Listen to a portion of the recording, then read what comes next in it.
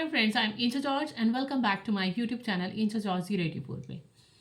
अभी मैं थोड़ी देर पहले बाइबल में से कुछ पढ़ रहे थे, तो उसमें लिखा था कि अगर हम चाहते हैं कि हमारे साथ अच्छा हो तो हमें दूसरों के साथ भी अच्छा करना होगा। कई बार ऐसा होता है कि हम दूसरों के लिए एक अलग सा इमेज बना लेते हैं, अलग राय बना लेते हैं कि हाँ, ये बंदा तो सही नहीं है, और उसी पूरी अपनी लाइफ निकाल देते हैं इसी चक्कर में कि हाँ, वो बंदा सही नहीं है। आपको एक स्टोरी सुनाते हूँ।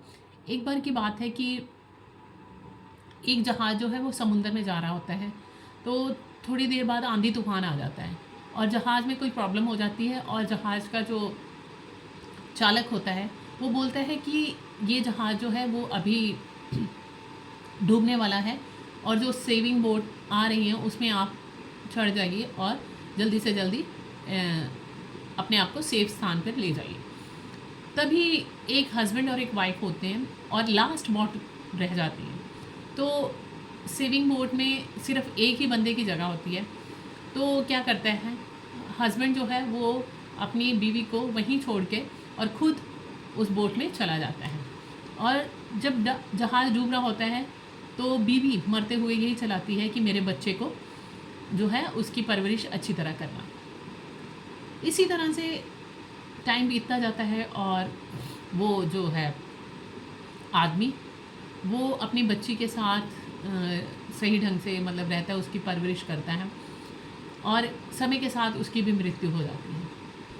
और उसकी जो बेटी होती है वो यही सोचती है कि मेरे पापा ने मेरी मम्मी को नहीं बचाया, और वो अपने पापा के लिए अच्छा नहीं सोचती है।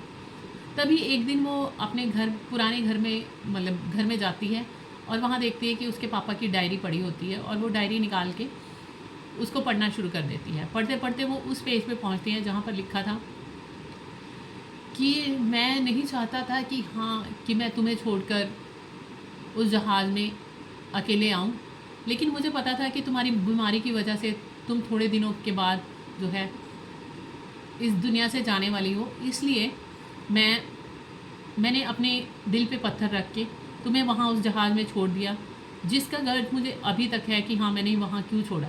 लेकिन ये सारा कुछ मेरे से इस कारण हो पाया कि मैं अपनी जो बच्ची है उसकी परवरिश सही ढंग से कर पाऊँ, और उसका ख्याल कौन रखेगा, ये सब सोच के ही मैंने ये बड़ा डिसीज़न लिया। लेकिन ये मेरी ज़िंदगी जो है तुम्हारे बिना कुछ भी नहीं है।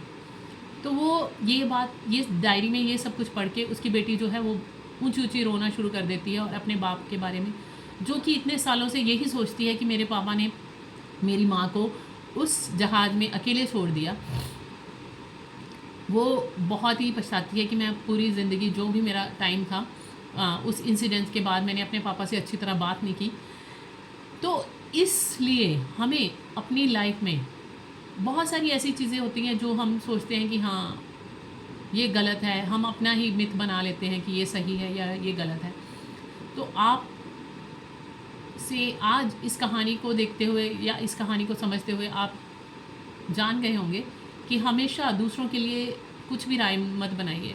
उसका उस टाइम पे क्या सिचुएशन थी, क्या पहलू था, ये वही समझ सकता है जिसके साथ हो रहा हो।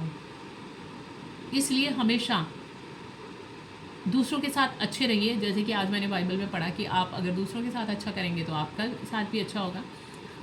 हम किसी को जज नहीं कर सकते, या हम किसी के लिए ये नहीं, या हम उसकी गलतियों का उसको दंड नहीं दे सकते। हमें अपनी तरफ से अच्छे रहना है। कोई हमारे लिए बुरा सोचे या किसी के लिए बुरा सोचे या किसी ने कैसे किया, उससे हमें कोई मतलब नहीं होना चाहिए। हमें अपने अकॉर्डिंगली जो हमारा मन कह रहा है, अगर आप सबसे बड़ी बात यह है कि अगर आप अपनी ब्लेसिंग लेना चाहते हो तो आपको दूसरों के साथ अच्छा करना होगा। आई होप कि आपने इस कहानी से बहुत कुछ सीखा होगा। नेक्स्ट वीडियो में मिलते हैं नेक्स्ट टॉपिक के साथ। तब तक के लिए bye bye, take care and stay blessed.